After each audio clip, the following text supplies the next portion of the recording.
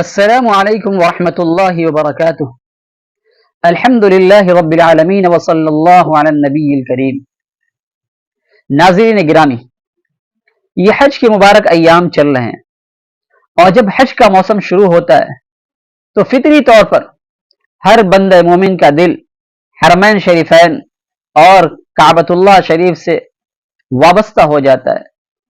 ہمارے دلوں کے اندر ایک عشق و محبت کی کیفیت پیدا ہو جاتی ہے، اور بہت سے لوگوں کے دل میں یہ خیال پیدا ہوتا ہے کہ کعبۃ اللہ شریف کی تاریخی روایات کو جانیں، کب اس کی تعمیر ہوئی، کب اس کے اوپر پردہ ڈالا گیا، وغیرہ ذالک۔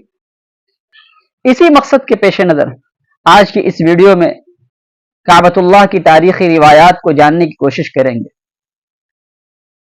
سب سے پہلے یہ جانتے ہیں کہ قرآن کریم میں اس حوالے سے کیا کہا گیا۔ اللہ تعالیٰ نے سورہ آل عمران کے اندر ارشاد فرمایا ہے، اعوذ باللہ من الشیطان الرجیم، بسم اللہ الرحمن الرحیم، ان اول بیت وضع للناس للذی ببکۃ مبارکا وہدی للعالمین۔ سورہ آل عمران آیت نمبر 96۔ یقیناً سب سے پہلا گھر جو انسانوں کی عبادت کے لیے بنایا گیا، مقرر کیا گیا، وہ ہے جو مکۃ المکرمہ کے اندر ہے، جو سارے جہاں کے لیے ہدایت اور برکت کا ذریعہ ہے۔ اس آیت میں یہ بتا دیا گیا کہ روئے زمین پر سب سے پہلا گھر اور سب سے پہلا عبادت خانہ خانہ کعبہ ہے۔ اسی طریقے سے صحیح بخاری کے اندر حضرت ابو ذر رضی اللہ تعالیٰ عنہ کی روایت موجود ہے، وہ انہوں نے آقا علیہ الصلوۃ والسلام سے دریافت کیا کہ سب سے پہلی مسجد کون سی ہے؟ آقا علیہ الصلوۃ والسلام نے ارشاد فرمایا مسجد حرام۔ اس کے بعد کون سی مسجد ہے؟ آپ نے فرمایا مسجد اقصی، اور ان دونوں کے درمیان 40 سال کا فاصلہ ہے۔ اسی طریقے سے حضرت عبداللہ بن عباس، حضرت عبداللہ بن عمر رضی اللہ عنہما سے منقول ہے کہ اللہ تعالیٰ نے سب سے پہلی جگہ جو زمین پر بنائی ہے وہ جگہ ہے جہاں خانہ کعبہ آباد ہے، پھر پوری دنیا کو، پوری زمین کو وہیں سے پھیلایا گیا۔ خانہ کعبہ کو سب سے پہلے کس نے بنایا؟ بہت سے مفسرین کی رائے ہے، اور بعض تاریخی روایات سے ثابت بھی ہے کہ اللہ تعالیٰ نے اس زمین کو آباد کرنے سے بہت پہلے فرشتوں کے ذریعے خانہ کعبہ کو تعمیر فرمایا، جبکہ بعض ضعیف روایات سے اور بہت سے صحابہ کرام کی رائے ہے کہ خانہ کعبہ کی تعمیر سب سے پہلے انسان اور سب سے پہلے پیغمبر سیدنا آدم علیہ الصلوۃ والسلام کے ہاتھوں ہوئی۔ اللہ تعالیٰ نے جب ان کو زمین پر اتارا تو انہیں حکم دیا کہ میری عبادت کے لیے ایک گھر بناؤ۔ چنانچہ اللہ تعالیٰ کے حکم سے آدم علیہ الصلوۃ والسلام نے خانہ کعبہ کو تعمیر فرمایا، اور پھر اس کا طواف شروع ہوا۔ آدم علیہ الصلوۃ والسلام کے بعد بھی تاریخ میں اور بھی کئی تعمیرات کا تذکرہ ملتا ہے، یہاں تک کہ طوفان نوح میں تمام چیزوں کے ساتھ ساتھ خانہ کعبہ کو بھی اٹھا لیا جاتا ہے، اس کے نشانات ختم کر دیے جاتے ہیں، اور پھر دور آتا ہے سیدنا ابراہیم علیہ الصلوۃ والسلام کا۔ اللہ تعالیٰ انہیں حکم دیتے ہیں کہ خانہ کعبہ کو اثر نو اسی پرانی بنیادوں پر تعمیر کرو۔ چنانچہ حضرت ابراہیم علیہ الصلوۃ والسلام ملک شام سے مکۃ المکرمہ تشریف لاتے ہیں، اور یہ اس وقت کا واقعہ ہے جبکہ سیدنا اسماعیل علیہ الصلوۃ والسلام کی عمر تاریخی روایات کے مطابق 30 سال یا اس کے آس پاس ہو چکی تھی۔ چنانچہ ابراہیم علیہ الصلوۃ والسلام حضرت اسماعیل علیہ الصلوۃ والسلام کے ساتھ مل کر خانہ کعبہ کی تعمیر شروع کرتے ہیں، اور اسی جگہ سے تعمیر کرتے ہیں جہاں پہلے خانہ کعبہ موجود تھا۔ اس جگہ کی تعیین یا تو غیبی اشارے کے ذریعے یا فرشتوں کے ذریعے کر دی گئی تھی۔ اس تعمیر کا تذکرہ قرآن کریم سورہ بقرہ آیت نمبر 127 کے اندر موجود ہے۔ اللہ تعالیٰ کا ارشاد ہے، وَإِذْ يَرْفَعُ إِبْرَاهِيمُ الْقَوَاعِدَ مِنَ الْبَيْتِ وَإِسْمَاعِيلُ رَبَّنَا تَقَبَّلْ مِنَّا إِنَّكَ أَنْتَ السَّمِيعُ الْعَلِيمُ۔ وہ وقت یاد رکھنے کے اور یاد کیے جانے کے قابل ہے جبکہ ہمارے دو چہیتے پیغمبر حضرت ابراہیم علیہ الصلوۃ والسلام اور حضرت اسماعیل علیہ الصلوۃ والسلام خانہ کعبہ کو تعمیر فرما رہے تھے اور انہی بنیادوں پر تعمیر فرما رہے تھے جو بنیادیں حضرت آدم علیہ الصلوۃ والسلام کے وقت رکھی گئی تھی، اور ساتھ ساتھ یہ دعا بھی کرتے جا رہے تھے، ربنا تقبل منا انک انت السمیع العلیم، اے ہمارے پروردگار ہماری اس تعمیر کو، ہماری اس عمل کو شرف قبولیت سے نواز۔ حضرت ابراہیم علیہ الصلوۃ والسلام تعمیر کر رہے تھے اور حضرت اسماعیل علیہ الصلوۃ والسلام ایک طرح سے مزدوری کا کام کر رہے تھے، پتھر تلاش کر دینا اور جو گارے وغیرہ بنانا، یہ سب حضرت اسماعیل علیہ الصلوۃ والسلام انجام دے رہے تھے، اور اللہ کے دو عظیم پیغمبر خانہ کعبہ کی تعمیر فرما رہے تھے، یہاں تک کہ اس مرحلے تک تعمیر پہنچ گئی جہاں سے اب زمین پر رہتے ہوئے تعمیر کرنا مشکل تھا۔ تو ابراہیم علیہ الصلوۃ والسلام اسماعیل علیہ الصلوۃ والسلام کو حکم دیتے ہیں کہ کوئی بڑا سا پتھر، بڑی سی چٹان لے کر آؤ جس پر کھڑے ہو کر ہم مزید تعمیر کر سکیں۔ چنانچہ اسماعیل علیہ الصلوۃ والسلام ایک پتھر لاتے ہیں، پھر اس پتھر پر بقیہ تعمیری کام پورے فرماتے ہیں۔ اللہ تعالیٰ نے اس پتھر کے اندر ایک عجیب معجزانہ شان رکھ دی تھی، وہ پتھر لفٹ کے کام دینے لگا تھا، خود بخود اوپر نیچے اٹھنے لگا تھا، جہاں ضرورت نیچے ہونے کی تھی وہ خود بخود نیچے ہو جاتا، اور جہاں اٹھنے کی ضرورت ہوتی وہ خود بخود اٹھ جاتا، اور اس پتھر پر سیدنا ابراہیم علیہ الصلوۃ والسلام کے نشانات قدم پڑ گئے تھے، اور یہ وہی پتھر ہے جس کو ہم مقام ابراہیم کے نام سے جانتے ہیں۔ بہت سی روایات سے ثابت ہے کہ مقام ابراہیم یہ وہی پتھر ہے جس پر حضرت ابراہیم علیہ الصلوۃ والسلام نے کھڑے ہو کر تعمیر فرمایا، اور اس پر آپ کے نشانات قدم ثبت ہیں۔ بعض روایات سے ثابت ہے کہ یہ پتھر جنت کے پتھروں میں سے ایک پتھر ہے۔ حضرت ابراہیم علیہ الصلوۃ والسلام کی جو تعمیر تھی، اس تعمیر کے اندر دو دروازے تھے، ایک مشرق کی طرف اور ایک مغرب کی طرف، اور دونوں دروازے زمین سے لگے ہوئے تھے۔ اسی طریقے سے حتیم جو آج کعبۃ اللہ شریف سے باہر ہے، وہ حتیم بھی اس میں شامل تھا۔ جب تعمیر مکمل ہو گئی تو اللہ کی طرف سے حکم ہوا کہ اب تم لوگوں کو بلاؤ تاکہ لوگ اس کا طواف کریں، اور بھی بہت سے احکامات دیے گئے۔ روایتوں کے اندر آتا ہے کہ ابراہیم علیہ الصلوۃ والسلام نے ارشاد فرمایا کہ اللہ، میری آواز اس جنگل اور اس ویرانے میں کون سنے گا؟ اللہ کا حکم ہوا کہ تمہارا کام پکارنا ہے، تمہارا کام دعوت دینا ہے، پہنچانا میری ذمہ داری ہے، میرا عمل ہے۔ چنانچہ ابراہیم علیہ الصلوۃ والسلام نے پکارا، لوگوں کو آواز دی کہ لوگوں، کعبۃ اللہ کی تعمیر ہو چکی ہے، آؤ اب اس کا طواف کرو۔ اس کا تذکرہ قرآن کریم میں بھی موجود ہے۔ سورۃ الحج کے اندر اللہ تعالیٰ نے بیان فرمایا ہے، وَأَذِّن فِي النَّاسِ بِالْحَجِّ يَأْتُوكَ رِجَالًا وَعَلَى كُلِّ ضَامِرٍ يَأْتِينَ مِنْ كُلِّ فَجٍّ عَمِيقٍ لِيَشْهَدُوا مَنَافِعَ لَهُمْ۔ چنانچہ اس کے بعد خانہ کعبہ کا طواف پورے زور و شور سے شروع ہوا اور چلتا رہا۔ اس کے علاوہ تاریخ میں اور بھی بہت سی مرتبہ خانہ کعبہ کی تعمیر کا تذکرہ ملتا ہے۔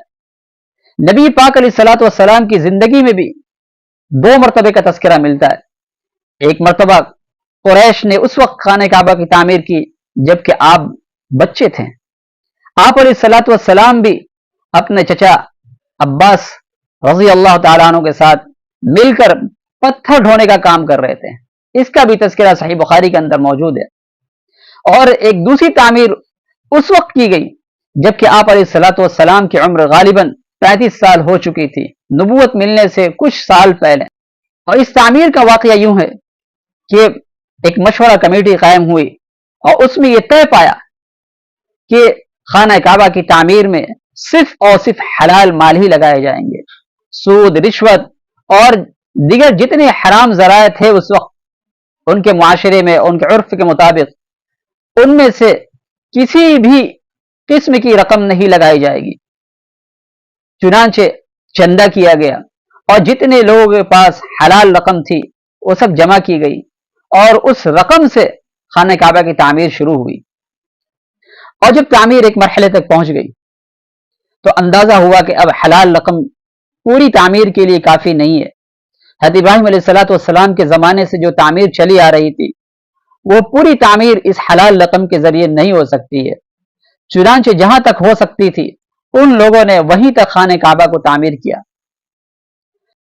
اس کا نتیجہ یہ ہوا کہ بنائے ابراہیمی میں جو حصہ خانہ کعبہ کے اندر داخل تھا وہ حصہ خانہ کعبہ سے باہر چلا گیا، اور حتیم جو آج حتیم کعبہ کے نام سے مشہور ہے اس کو باہر کر دیا گیا۔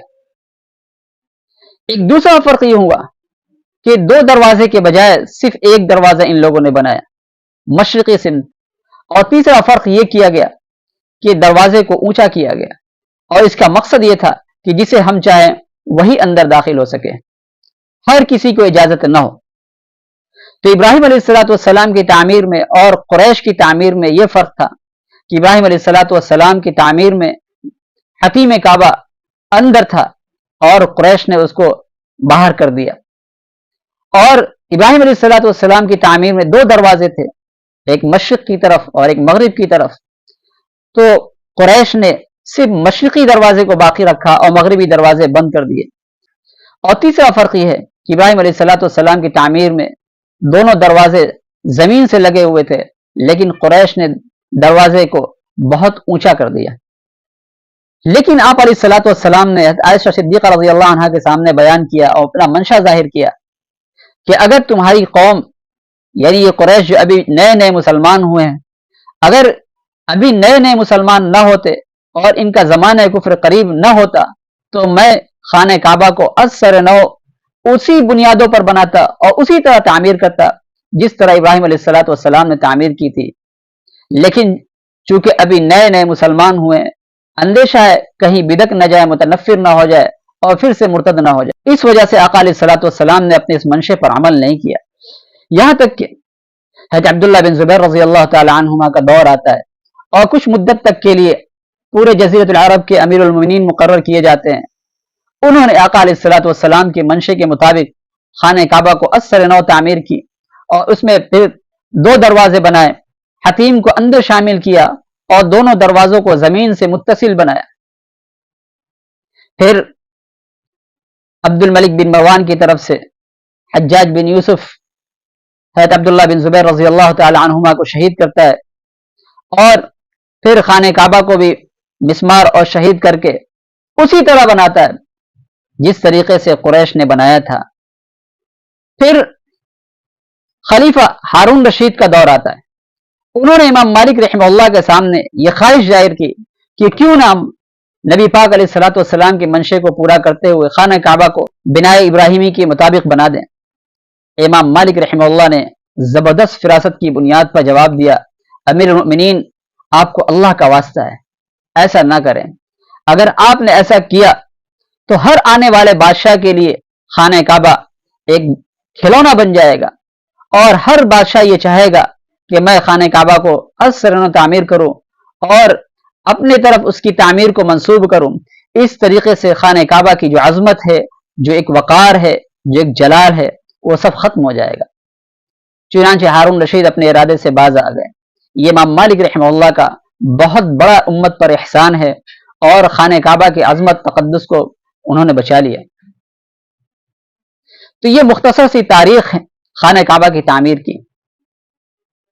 اسی طریقے سے دو چیزیں اور ہیں، ایک حجر اسود اور ایک غلاف کعبہ۔ حجر اسود کے بارے میں بہت سی روایات ہیں جس سے ثابت ہے کہ یہ جنت کا ایک پتھر ہے، اللہ تعالیٰ نے اس کو دنیا میں اتارا ہے۔ بعض روایتوں کے اندر آتا ہے کہ حضرت جبرائیل علیہ الصلوۃ والسلام کے ذریعے اللہ نے اس پتھر کو اتارا اور خانہ کعبہ کی اس جگہ نصب فرما دیا جہاں آج ہے۔ تو یہ پتھر جنت کا پتھر ہے، بہت سی فضیلتیں اس پتھر کے بارے میں وارد ہیں، بہت سی کیفیات اور خصوصیات تاریخی روایات سے ثابت ہیں، ان کا یہ موقع نہیں ہے۔ اب بات رہ جاتی ہے غلاف کعبہ کی۔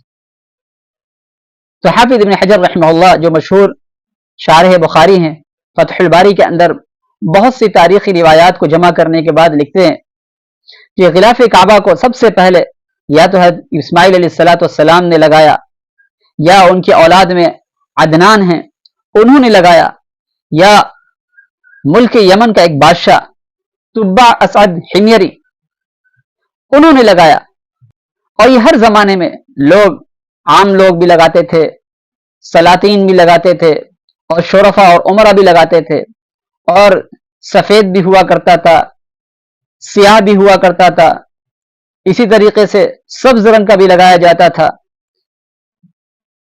ریشمی پردے کا بھی تذکرہ ملتا ہے، طرح طرح کے پردے لگائے جانے کا تذکرہ تاریخی روایات کے اندر ملتا ہے، یہاں تک کہ وقت آتا ہے فتح مکہ کا تو تاریخی روایات کے اندر ملتا ہے خود آقا علیہ الصلوۃ والسلام نے یمنی چادر اور یمنی غلاف خانہ کعبہ پر چڑھایا۔ پھر اس کے بعد خلفاء راشدین کا بھی تذکرہ ملتا ہے کہ انہوں نے غلاف کعبہ چڑھایا، یہاں تک کہ ناصر خلیفہ عباسی کا دور آتا ہے، اس بادشاہ نے خانہ کعبہ کے اوپر سیاہ رنگ کا غلاف چڑھایا، اور پھر اس کے بعد سے آج تک کعبۃ اللہ شریف کے اوپر سیاہ رنگ کا ہی غلاف چڑھتا ہوا چلا آ رہا ہے، اور اس غلاف کے چڑھانے کی ذمہ داری آج حکومت نے اپنے اوپر لے رکھی ہے، اور قیمتی سے قیمتی غلاف چڑھانے کا رواج آج تک چلا آ رہا ہے۔ تو یہ مختصر سی تاریخ تھی بنائے کعبہ کی، اور اسی طریقے سے حجر اسود اور غلاف کعبہ چڑھانے کی۔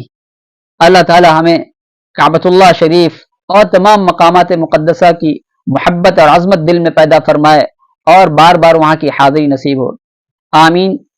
السلام علیکم ورحمۃ اللہ وبرکاتہ۔